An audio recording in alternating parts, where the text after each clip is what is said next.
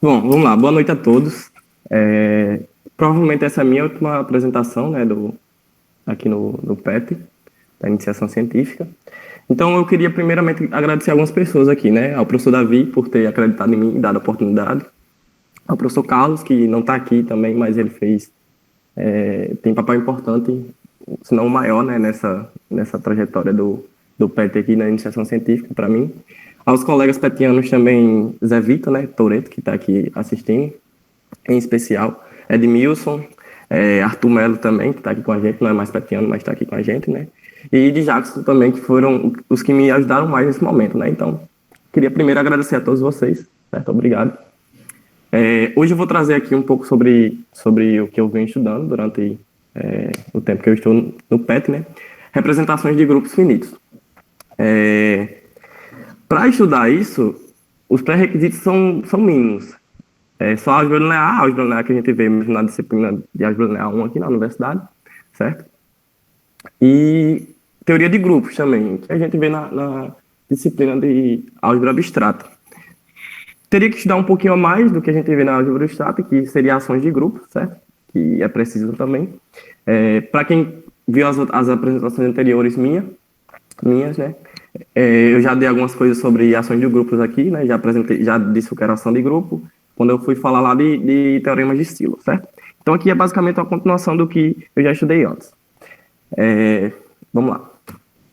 Bom, a teoria da representação de grupos busca caracterizar as formas como um grupo pode agir em um espaço vetorial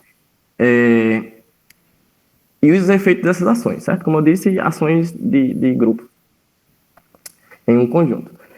O objetivo original dessa teoria era servir como uma ferramenta para obter informações de grupos finitos por meio de álgebra linear. Ou seja, o grande potencial que a teoria de representação tem é transferir problemas de estruturas algébricas, no nosso caso grupos, para álgebra linear, certo? Ou seja, tudo que a gente vê em grupos, a gente pode trabalhar em álgebra linear com ferramentas de álgebra linear, e não aquela parte mais abstrata de grupos, certo? Então, essa teoria da representação é basicamente isso. Ela transfere problemas de álgebra abstrata, de grupos, no nosso caso, né, para álgebra linear. Mas aí, essa teoria não se restringe a grupos, né? Como Arthur Melo, por exemplo, pode bem falar aí, a teoria da representação serve para módulos, tem a teoria da representação de módulos, de grupos de Lie, de álgebra de Lie, enfim, e assim por diante. Através do estudo dessa teoria, pode-se obter a mais detalhada informação sobre um grupo. Um dos principais resultados que essa teoria teve no início foi a classificação de todos os grupos simples, né, que é um dos maiores livros de matemática que tem 5.000 páginas e, no caso, grupo simples finito. Vamos lá. Então, vamos estabelecer a base, basicamente, dessa teoria, certo? E o resultado principal dessa base é o teorema de Masche, que é basicamente a analogia ao teorema espectral de operadores autoadjuntos, certo? Que conhecemos lá da álgebra linear já. Bom, então vamos para a definição, né? O que é uma representação? Bom, uma representação é basicamente um homomorfismo, certo? De um grupo. Uma representação de um grupo G é basicamente um homomorfismo de um grupo G no GLV. O que é o GLV? É o grupo linear geral do espaço vetorial V, certo? Que é o grupo das matrizes inversíveis em V. Basicamente isso. Todas as matrizes inversíveis em V formam o GLV. Então, eu pego um homomorfismo, uma função que leva um elemento de um grupo, certo? Qualquer, ao GLV, que é uma matriz inversível, no caso. Então, esse homomorfismo a gente chama de representação do grupo G, para algum espaço vetorial V, né? Do GLV. A dimensão do espaço vetorial a gente chama o grau da representação, certo? A gente vai abusar da notação aqui em alguns momentos, φ de G para denotar a representação do elemento G, certo? Do grupo G, e φ de G em V para a ação de G em V. Como eu já disse aqui, a gente já viu um pouco sobre a ação. A ação é basicamente um homomorfismo de um grupo no grupo simétrico de um conjunto, certo? Então, você tem uma ação de um grupo e um conjunto, é um homomorfismo desse grupo no grupo de permutações do conjunto, ok? O grupo simétrico é o grupo de permutações. O primeiro exemplo que eu vou dar aqui de representação é o que chamaremos de representação trivial, certo? É a representação mais básica. Basicamente, eu tenho um homomorfismo de G, um grupo qualquer G, nos complexos, certo? Dado por φ de G igual a 1. Então, esse cara aqui, nitidamente, é um homomorfismo, certo? E está levando de G no espaço vetorial, que é o espaço vetorial dos complexos, ok? Dimensão 1. Vamos lá. Alguns outros exemplos aqui de representações, eu botei aqui, mas só para não ficar vazio, certo? Se tiverem dúvida, eu vou passar ele aqui pelo tempo e eu posso falar depois sobre eles, certo? Mas, por exemplo, se eu pegar o grupo Z sobre Z2 e levar nos complexos e definir essa função desse tipo, φ de m igual a menos 1 elevado a m, esse cara vai ser uma representação, né? E é fácil mostrar que é uma representação, só basta mostrar que é um homomorfismo, né? E aí embaixo eu mostrei, né? De fato, se eu pegar o φ de m mais n, isso vai ser menos 1 elevado a m mais n, e aí que é menos 1 elevado a m vezes menos 1 elevado a m, que é φ de m vezes φ de n. Então esse cara aí é claramente um homomorfismo, certo? E esses dois outros exemplos também são representações. Vamos lá. A próxima definição, bastante importante, que é uma definição de equivalência, certo? Duas representações, se eu tenho duas representações φ e ψ de G, φ de G em GLV e ψ de G em GLW, elas são ditas equivalentes se existe um isomorfismo, dos espaços vetoriais, né, de V em W, tal que vale isso aí, né? φ de G, ψ de G, quer dizer, vezes esse homomorfismo é igual ao homomorfismo em φ de G, certo? E escrevemos φ equivalente a ψ. Isso aí é basicamente dizer que esse diagrama aqui, que vocês estão vendo aqui, comuta. O que é o diagrama comutar? O caminho que eu percorrer aqui vai dar no mesmo. Se eu pegar um elemento daqui, aplicar φ de G, depois aplicar T, levar em W, é a mesma coisa de eu pegar um elemento daqui, aplicar T, aplicar φ de G e levar em W, certo? Vai dar a mesma coisa. Então, dizer que o diagrama comuta é basicamente isso, independer do caminho, certo? Bom, subespaço em G invariante.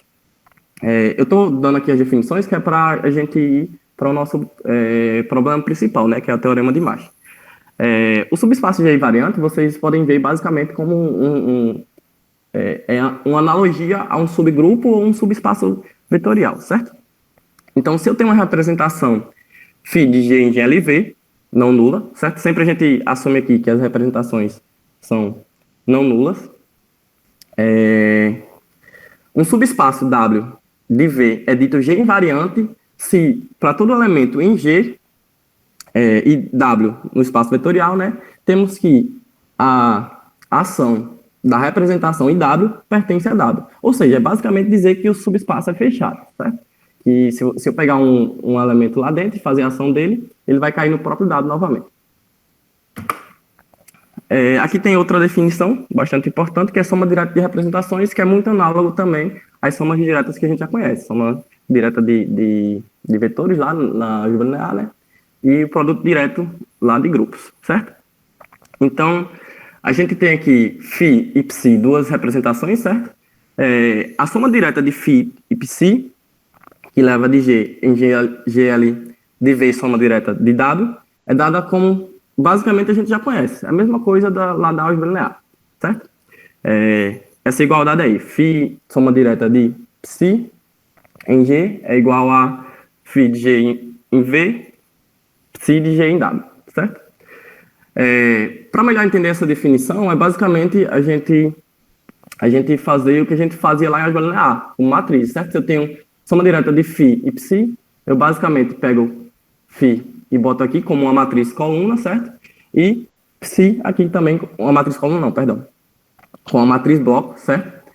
E ψ também com uma matriz bloco, certo? Vamos lá. Estou muito rápido, não sei. Sim. Primeiro exemplo, a gente tem duas representações aqui, né? A primeira representação pega do grupo Z sobre NZ e leva nos complexos, e a segunda, ψ, Z sobre NZ e também nos complexos, certo? A gente define psi como E elevado a 2π m sobre n, e φ como 2 E elevado a 2π m sobre n, e psi como E elevado a menos 2π m sobre n, certo? Assim, a soma direta de φ com psi vai ser o quê? Ó, é basicamente o que eu tenho aqui, né? Aqui eu vou ter φ de g, e quem é φ de g? No caso, m aqui, nosso elemento do grupo, né? É justamente E elevado a 2π e n. Então, aqui eu vou ter E elevado a 2π n sobre n. E onde eu tinha psi de g, eu vou ter aqui a função que eu defini, psi de m, certo? Subrepresentação. Bom, seja φ uma representação, né, sempre. Se W é um subespaço G invariante, como eu disse, lembrando, o subespaço G invariante é basicamente ser fechado ali, certo? Todo elemento que eu pegar a representação e agir sobre o elemento, ele vai cair dentro do próprio espaço, certo? Então, restringimos φ para obter uma representação φ restrita, a W de G em GLW definida por essa igualdade aqui, certo? Pelo fato de W ser G invariante, temos que isso aqui é a definição de ser G invariante, certo? A ação da representação no elemento pertence a W. Então, nessas condições, chamaremos o φ restrita a W de subrepresentação de φ, certo? Então, é basicamente uma subrepresentação se o W é um subespaço G invariante, certo? Se eu tenho um subespaço G invariante, se eu restringir a minha representação a esse subespaço, então eu vou ter uma subrepresentação da minha representação φ, certo? Que é denotada por φ barra W. Representação irredutível agora. Uma representação de um grupo G dita-se irredutível se os únicos G invariantes, ou seja, aqueles subespaços que são fechados, né, como eu falei, de V são os triviais, que é o zero, né, o subespaço nulo, e o próprio V, certo? Aqui eu tenho um exemplo, qualquer representação de φ, qualquer representação de G, φ, em C asterisco, né, que é os complexos, é irredutível. Por quê? Porque esse cara aí, os números complexos, né, o espaço vetorial dos complexos, os únicos subespaços dele é o quê? É ele mesmo ou zero, não é isso? Então, os dois são G invariantes, certo? E por isso é irredutível, pela minha definição, certo? Minha definição é o quê? Uma representação é irredutível se os únicos G invariantes de V são os triviais. Então, só tenho dois subespaços triviais só tenho dois subespaços dos números complexos, que são justamente os triviais, e, portanto, ele é G invariante, certo? Essa representação. Bom, uma extensão aqui desse exemplo é seja G o grupo trivial, ou seja, G é igual ao elemento neutro, certo? E φ uma representação de G.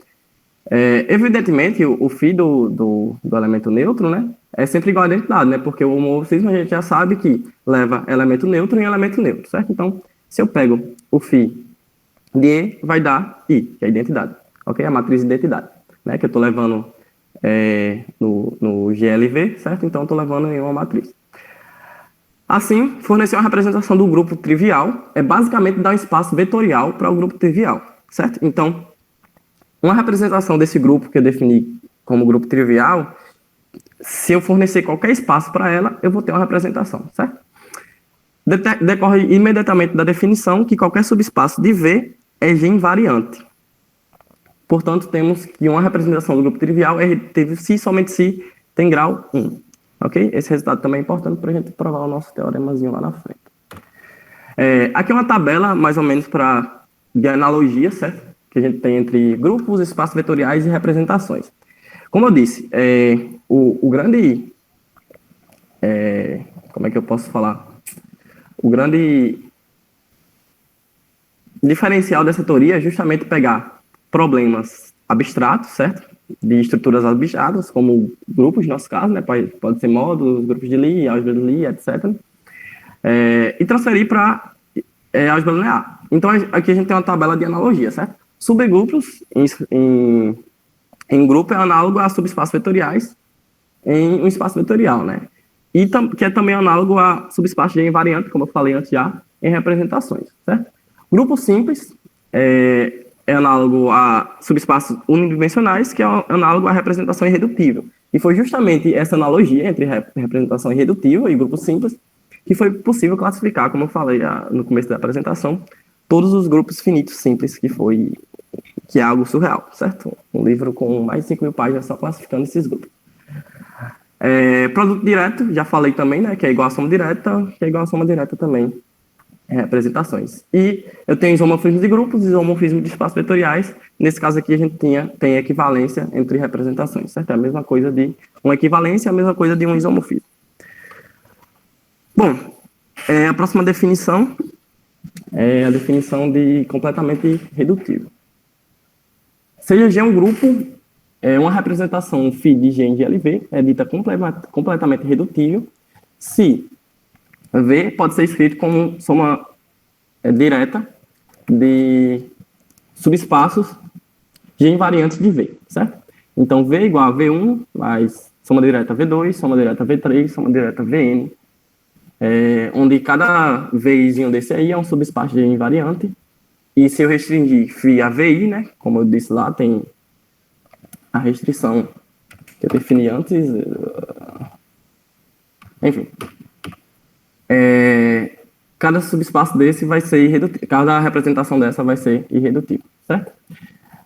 De forma equivalente, φ é completamente redutível se φ é equivalente à soma de representações irredutíveis também, certo? Vamos lá. E decomponível, uma representação é dita decomponível se ela é não nula, claro, e ela pode ser escrita com o espaço, né, da representação pode ser escrito como soma direta entre dois subespaços, certo? Então a gente tem aqui 3 lemas, é só para dizer que algumas equivalências valem, certo? Se eu tenho uma representação decomponível e se eu tenho uma representação equivalente a uma representação decomponível, então a minha representação vai ser decomponível também. Se eu tenho uma representação equivalente à representação irredutível, ela vai ser irredutível também, certo? Então, esses lemas garantem basicamente que está preservando a estrutura, certo? Se eu tenho uma representação completamente redutível, então, equivalente a uma representação completamente redutível, então ela vai ser completamente redutível também, certo? Então, as representações, elas basicamente preservam algumas características, certo? Representação unitária, você já vê um espaço vetorial com um produto interno, certo? Uma representação é dita unitária se φ de G é unitária para todo G, ou seja, o produto interno entre φ de G em V e em W, né, é igual ao produto interno entre V e W. Isso aí quer dizer o quê? Que, basicamente, as representações unitárias, né, são um subconjunto Perdão. Esse espaço vetorial aí é basicamente GLV, é um subconjunto do conjunto dos operadores unitários, né, que a gente denota por U de V, certo? E os operadores unitários, os operadores unitários, a característica dele é basicamente isso, né? Você tem um operador, aplico no vetor, e tem um operador, o mesmo operador, aplico em outro vetor, do espaço vetorial, e boto o produto terno entre eles, se ele preserva o vetor, então esse operador é dito unitário, certo? Aqui um exemplo, se eu pego o grupo aditivo dos reais, certo? E levo na esfera, e defino essa minha função dos reais na esfera por E elevado a 2πi. Essa minha função, né, é claramente um homomorfismo. E, por isso, é uma representação também. Aí eu mostrei aqui porque é um homomorfismo, certo? Facilzinho de mostrar. E essa representação é a representação unitária do grupo aditivo, porque a gente já sabe, né, que a esfera é um subgrupo do espaço dos operadores unitários, certo? Grupo dos operadores unitários. Bom, a proposição aqui, eu demonstrei ela, mas eu não vou dar os detalhes da demonstração. Não, essa eu tenho que dar, não preciso dar da outra. Mas vamos lá. Então, seja φ de G em GLV uma representação unitária de um grupo. φ é irredutível ou φ é decomponível, certo? É um resultado bastante importante. Se eu tenho uma representação unitária qualquer, então essa minha representação ou é irredutível ou decomponível, não pode ser outra coisa, certo? A gente usa o princípio do terceiro excluído aí. Então, suponha que φ é não irredutível. Existe um subespaço não trivial de invariante W de U, certo? De V, que deveria ser V, perdão. Foi um erro de digitação. O complemento ortogonal WPerp de W é não nulo e, lá de álgebra, a gente já sabe, né, que o espaço vetorial V é igual a o subespaço mais o complemento ortogonal, certo? Então, é W mais soma direta WPerp, ok? E a gente sabe que se eu pegar o produto interno entre um vetor daqui de W e um vetor de WPerp, perp vai dar sempre zero, certo? A gente vai usar esse resultado aqui daqui a pouco.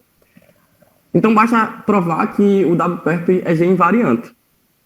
Se eu tenho um vetor que pertence a WPerp, V pertencente a WPerp, e W pertencente ao W, Wzinho pertencente ao W, então a gente tem produto interno entre φ de G agindo em V e W, eu pego o φ, aplico o φ de G, do inverso de G nos dois casos, né? Nos dois lados do produto interno, certo? Isso vai manter minha igualdade, porque φ é justamente unitária, certo? Pela aquela definição que eu dei anteriormente, essa definição aqui, certo? Então eu posso fazer o que eu fiz aqui. Peguei φ de G inversa e apliquei dos dois lados, ok? Como o meu Vzinho pertence a WPerp e φ de G inversa agindo em W pertence a W, porque W é G invariante, né? É justamente essa definição do subespaço ser G invariante. Então, a gente tem o seguinte aqui. φ de G inversa vezes φ de G em V, esses caras aqui vão se anular, então isso vai dar o próprio V. E aqui eu vou continuar com φ de G do inverso de G em W, certo? E, como eu disse anteriormente, né, se eu tenho um cara que pertence ao complemento ortogonal, né, a WPerp, e outro cara que pertence ao W, se eu pegar o produto interno entre eles, vai dar zero, não é isso? Um resultadozinho lá de álgebra linear, ok? E por isso, o φ de G em V pertence a WPerp, certo? Que a gente pegou justamente essa igualdade aqui. A gente viu que φ de G em V, o produto interno com W, vai ser igual a zero. Então, isso quer dizer que φ de G em V pertence a o WPerp, ok? Logo, o WPerp é G invariante e, por isso, o φ é decomponível, pela minha definiçãozinha lá, e decomponível, certo? Se eu tenho dois subespaços G invariantes, eu posso dividir e posso fatorar, meu espaço em soma direta de dois subespaços. Ok? Então, eu fatorei meu espaço aqui, ó, em soma direta de dois subespaços G invariante. O W já era G invariante, o WPerp também G invariante. Então, isso quer dizer que o meu V é decomponível. Isso quer dizer que minha φ é decomponível, certo? Outra proposição, a demonstração dessa proposição é muito bonita, porém é muito longa, e eu não coloquei ela aqui, mas toda representação de um grupo finito, G, é equivalente à representação unitária. É um resultado bastante forte, certo? Que basicamente salva a nossa teoria. Como corolário desses dois resultados, dessas duas proposições, toda representação de um grupo finito G é equivalente à representação unitária e também à anterior, né? Uma representação unitária de um grupo. Se eu tenho uma representação unitária, então φ é decomponível ou irredutível.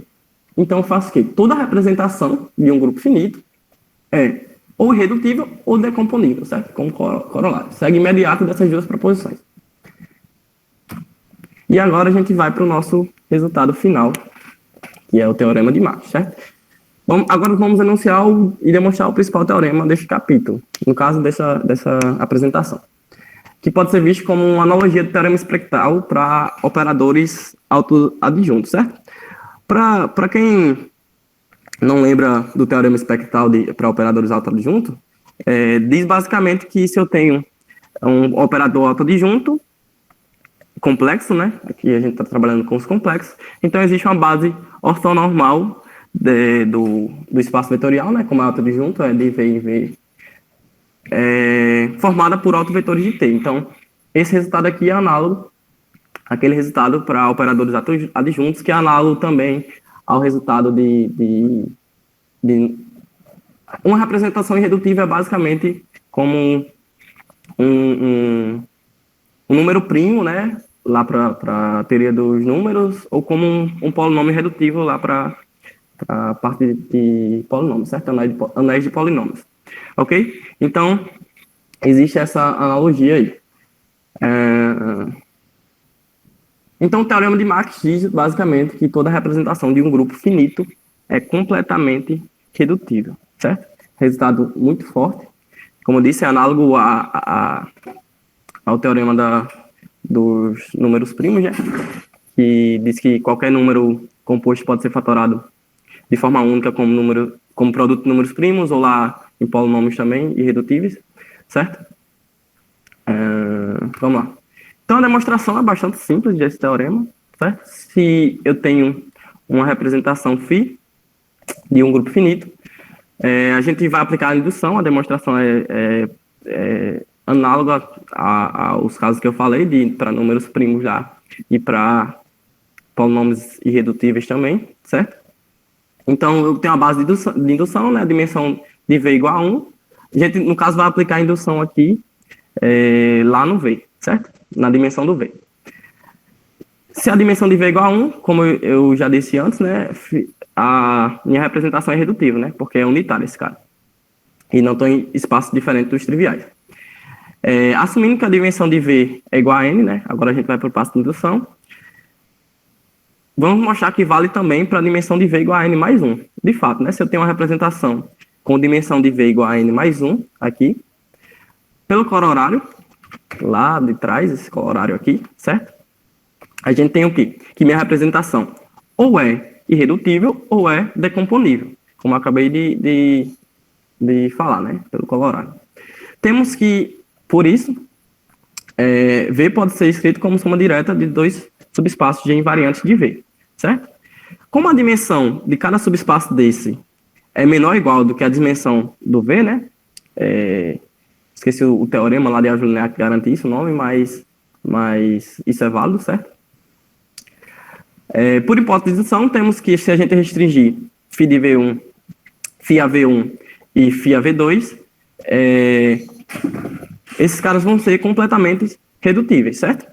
Pela hipótese de indução, porque todo espaço com dimensão igual ou menor a n, né, vai valer o meu teorema, que garante basicamente que a representação é completamente redutível, certo? Então, eu restringi nesse cara aqui, as minhas duas representações, φ de V1 e φ de V2, vão ser completamente redutíveis, e eu posso escrever V1 como soma direta de subespaços G invariantes de V, e V2 como soma direta de subespaços V invariantes também de V, certo? G invariantes, perdão. E por isso, eu posso, como o meu V igual a V1, soma direta V2, então o V vai ser essa soma direta aqui, de U1 a UK, mais soma direta, né, de W1 a WL, certo? Que a gente tem essa igualdade no final. V igual a V1, soma direta V2, que é igual a U1, soma direta UK, soma direta W1, soma direta WL, certo? E por isso, como o V pode ser escrito como soma direta de subespaços G invariantes, né? Cada subespaço desse aqui é G invariante, certo? Então, a gente mostra que φ é completamente redutível, né? Pela definição.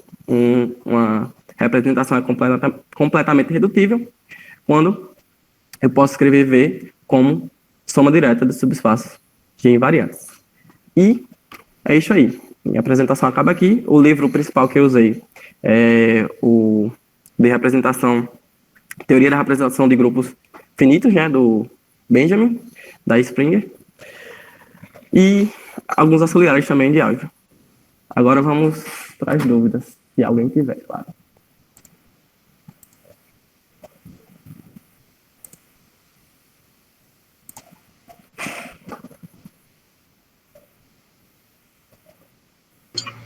Muito obrigada, Denis. Foi muito boa a apresentação. Se alguém tiver alguma dúvida, vocês podem ou falar no chat ou abrir o microfone. Fiquem à vontade.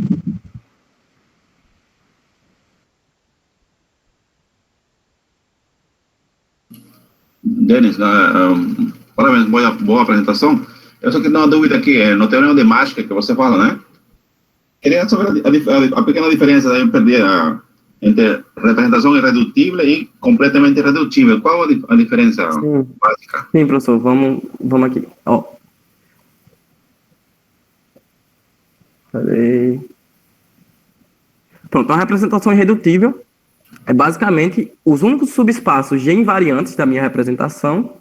Deixa eu apresentar aqui de novo, perdão. Pensei que eu estava apresentando.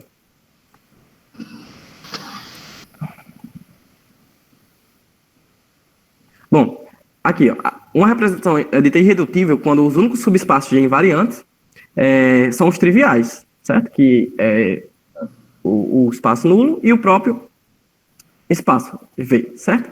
E uma representação a outra é decomponível, que só disse, é completamente irredutível. Completamente irredutível. Pronto. Se o meu espaço V pode ser escrito como soma direta de subespaços G invariantes. Aí a minha representação é dita completamente irredutível. Certo? Aquele lá diz o quê? Que os únicos subespaços G invariantes são os triviais. E essa aqui, meu espaço pode ser escrito como soma direta de subespaços G invariantes. Diferente dos triviais, claro. Isso, é isso mesmo. Então, o teorema de mágica vale para... ele conclui, então, que seria, então, para representações de grupo finito e completamente redutíveis, né? Isso, exatamente. Toda representação de um grupo finito é completamente redutível, ou seja, eu posso fatorar meu espaço vetorial lá em subespaços G invariantes, né? Que é, como eu disse, o subespaço G invariante é análogo a um número primo. Aqui diz basicamente isso. Se eu tenho uma representação, eu posso fatorar ela como... É só você pensar uma representação como um número, certo? E os subespaços G invariantes como os números primos. Então, eu posso fatorar aquele meu espaço V lá, que é o número composto, teoricamente, em vários subespaços G invariantes, que são os números primos, certo? Irredutíveis, né? O G invariante gera espaços representações irredutíveis. Obrigado, Denis. Tem alguma pergunta aqui? Pessoal, desculpa, eu falei bastante rápido, né? Porque eu estava preocupado com o tempo, eu pensei que não ia dar. Espero que tenham entendido aí. Denis, tá me ouvindo? Tô ouvindo, Anderson, pode falar. Olha aí, você falou da relação entre o teorema de Mágico, sei lá como é que fala aí o nome do cabo, e o teorema espectral. Eu não consegui entender bem qual é essa relação, se você puder explicar um pouco aí com carinho. É uma analogia, né, basicamente, porque o teorema espectral lá para operadores adjuntos garante o quê? Que existe uma base ortonormal formada por vetores, autovetores do operador, né? E aqui é basicamente a mesma coisa. Eu estou dizendo que existe uma fatoração para meu espaço vetorial V. É basicamente isso. Os resultados são análogos por isso. A base aqui, no caso da gente, seria aqueles... Seria esses subespaços de... Aqui, ó. Seria esses subespaços aqui, que são G invariantes, certo? Então, cada carinha desse aqui seria um elemento da base lá da base ortonormal, né? Como é soma direta aqui, aí por isso é ortonormal lá. E seria equivalente justamente a cada elemento da base. Beleza, Anderson? Entendeu? Beleza. Entendi. Valeu. Pronto. Deixa eu ver se tem mais alguma pergunta aqui. Teorema espectral. Isso, Admilson, era o que... Foi quem que perguntou? Israel, né? Tinha perguntado o teorema que eu tinha esquecido. Exatamente. Era o teorema espectral.